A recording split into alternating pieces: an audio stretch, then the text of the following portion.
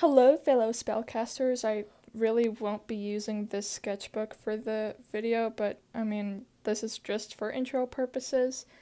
And welcome to another traditional Thursday. So, yeah, I feel like I haven't done a traditional Thursday in forever. I think that's all I have to say for my intro.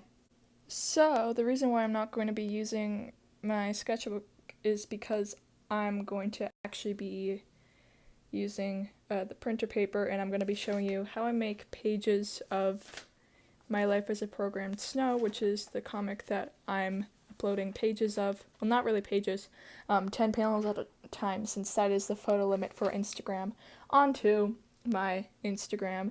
So I'll be showing you the process of how the comic making is done.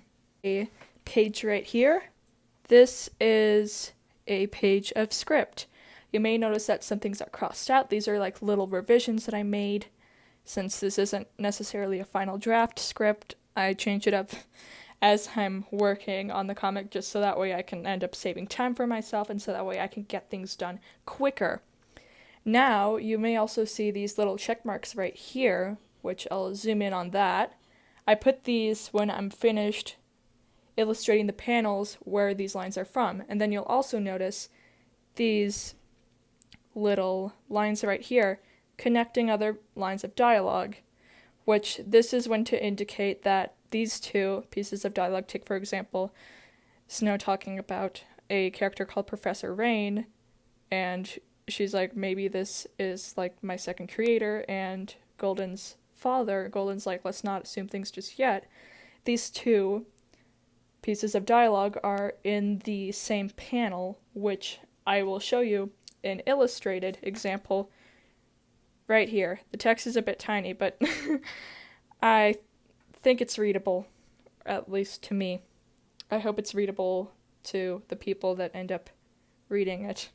Be showing you is adding text. So I already created like a pre-made text bubble. I finished up Golden beforehand, and basically I copy the words off from the script. There's nothing that I feel like I want to change, so I'm not crossing off anything.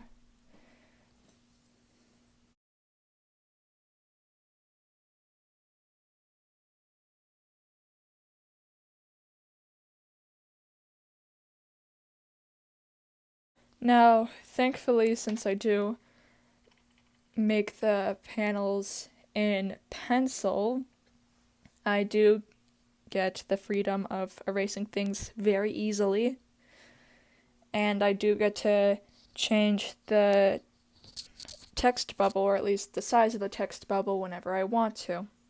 So now that I finished up putting the text in the panel, I'll be checking this off right here. And yeah, that's just a little insight into the process of how I create my comics.